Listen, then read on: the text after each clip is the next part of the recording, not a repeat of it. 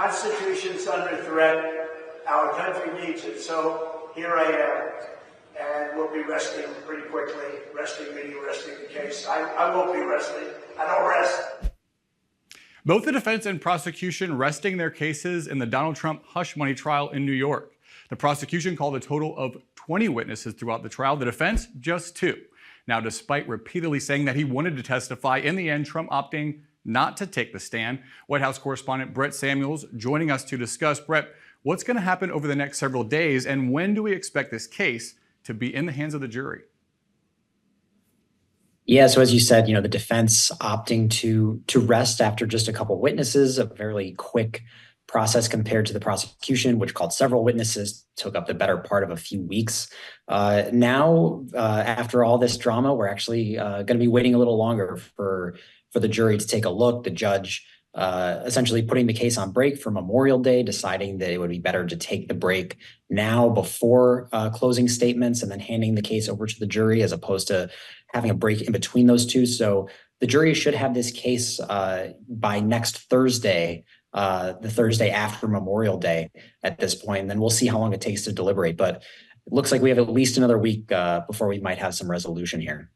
Now, this final defense witness, Robert Costello, he's an attorney who once advised Trump's former fixer, Michael Cohen. Costello was called in to refute Cohen's testimony that Cohen was pressured to keep quiet after the FBI started investigating this case. At one point yesterday, the judge cleared the courtroom and berated Costello. Brett, what was it that set the judge off? Yeah, it was quite a dramatic moment, something that we hadn't really seen before in this case, and that caught everyone by surprise, clearing out the press, clearing out the public from the courtroom. And this came because, as you said, Robert Costello, this defense witness, who was sort of a surprise witness, it wasn't totally clear that the defense would actually rely on him. He was muttering under his breath. He seemed to be taking issue with some of the judge's rulings as far as sustaining objections from the prosecution. He was making side comments. He was telling the prosecution to speak into the mic. And the judge clearly had it. He had sort of had enough of these side comments from Robert Costello. So he cleared out the courtroom. He sort of admonished Costello, told him that he wouldn't be afraid to hold him in contempt if that behavior continued.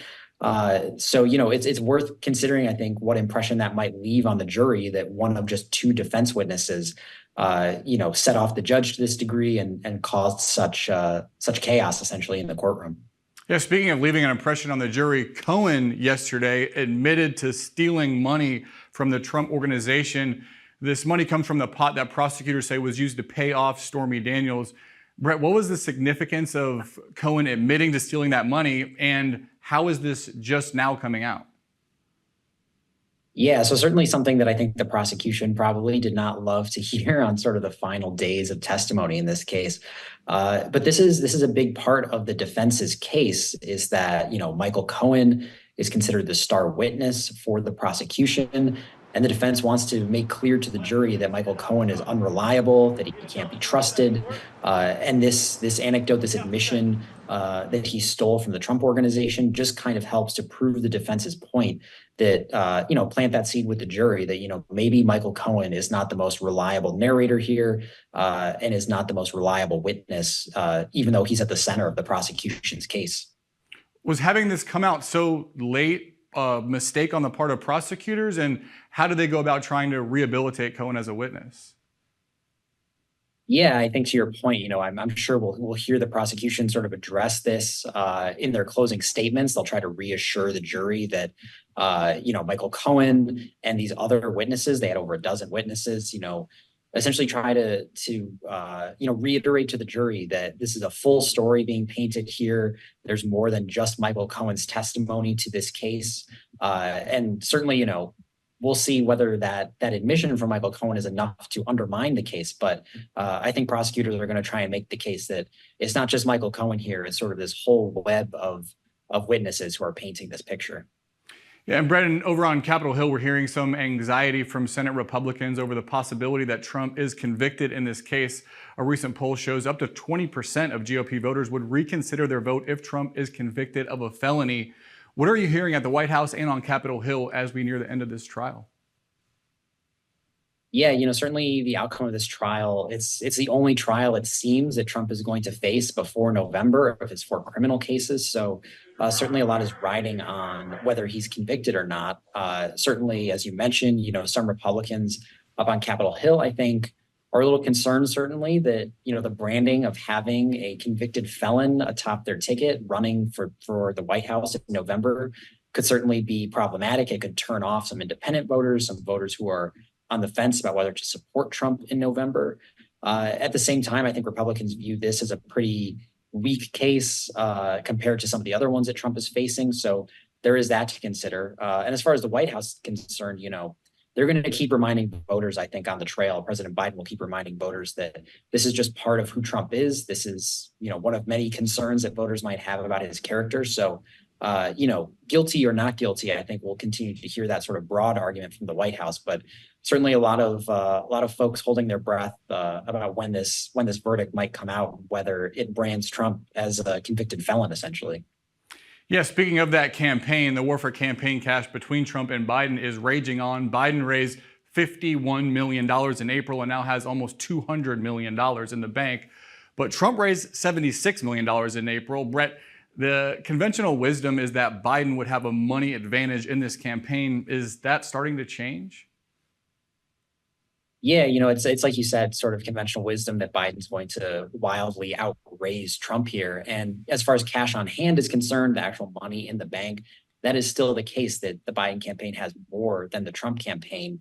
But to your point, I think, there are some potential causes for concern here that the Biden campaign was outraised by about $25 million in the month of April. Certainly, there's no shortage of cash for the Biden campaign. They have the money they need. And the Biden campaign would argue that they are in a better position as far as having infrastructure, field offices on the ground, that they've run more television ads, and that they'll be able to continue to do that and press that advantage over Trump.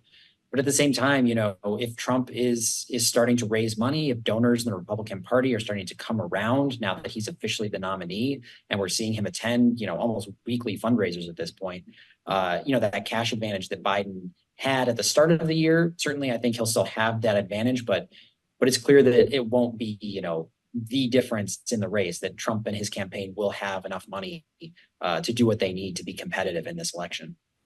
Yeah, the Trump campaign is facing some criticism over amplifying a video that references establishing a unified Reich. The Biden campaign says the video echoes Nazi Germany. Brett, this is not the first time the Trump campaign has been accused of using authoritarian language or imagery.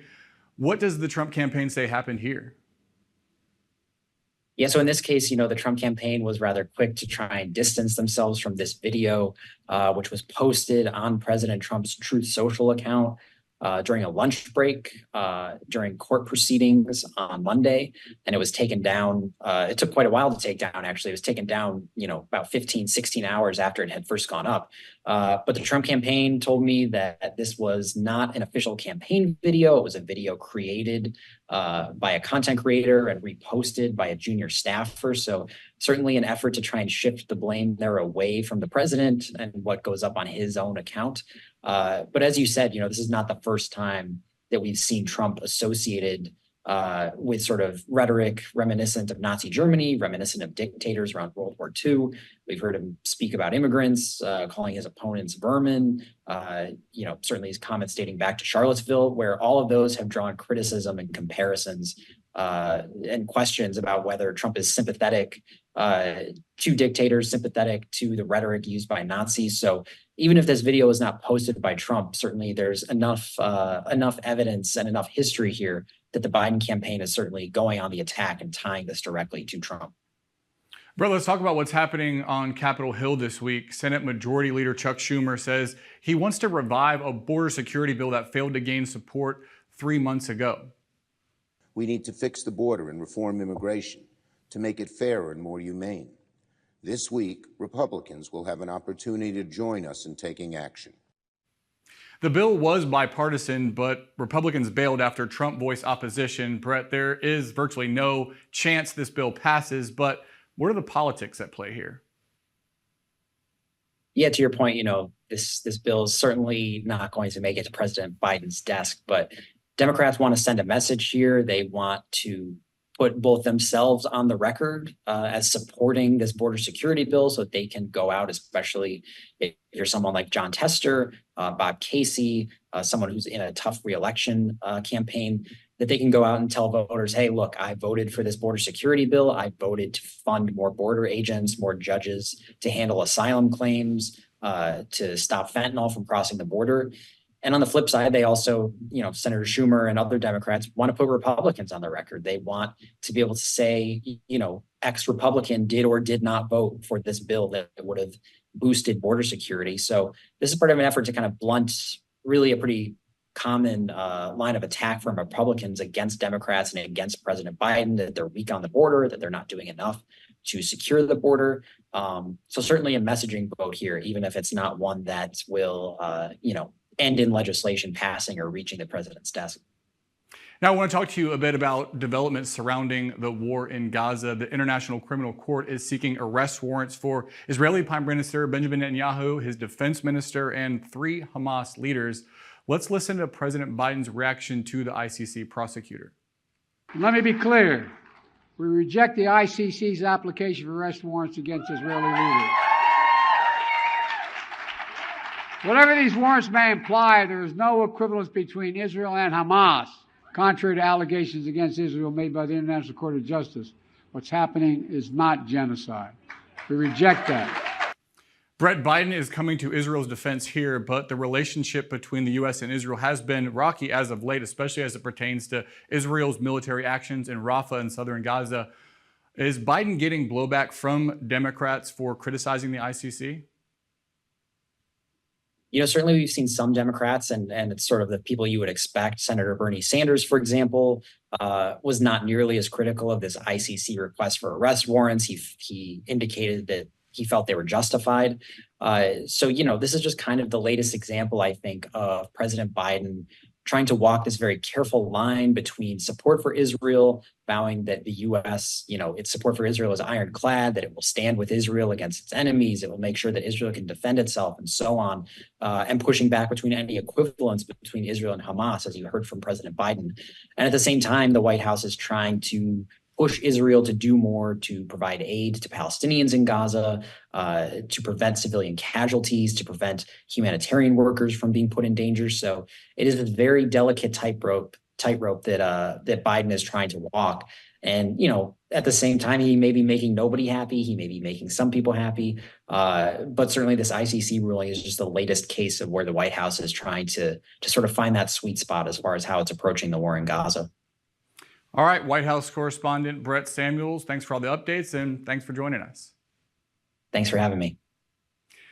Now, former President Donald Trump's campaign is threatening to sue the filmmakers behind the new film, The Apprentice, for what the campaign says is malicious defamation. The film stars Sebastian Stan as a young Trump and follows the former president's early years in real estate. It premiered Monday at the Cannes Film Festival and reportedly received an 8-minute standing ovation. Trump's campaign called the film pure fiction and says it sensationalizes long-debunked lies. So far, no suit has been filed. OpenAI recently rolled out an artificial intelligence assistant that has drawn criticism from actress Scarlett Johansson. The Black Widow actress says the new assistant's voice sounds eerily similar to hers. In a statement, Johansson wrote that OpenAI's CEO Sam Altman previously reached out to her about being the voice of an AI assistant for the company, but she declined. Altman appeared to acknowledge the similarity, posting a single word, her, on social media platform X. That references a 2013 film where Johansson's voice was used to play an artificial intelligence character. Johansson says she was shocked and angry. That's today's Daily Debrief. I'm Drew Petrimoulx. Be sure to like, share, and subscribe to The Hill's YouTube channel, and we'll see you tomorrow at the intersection between politics and policy.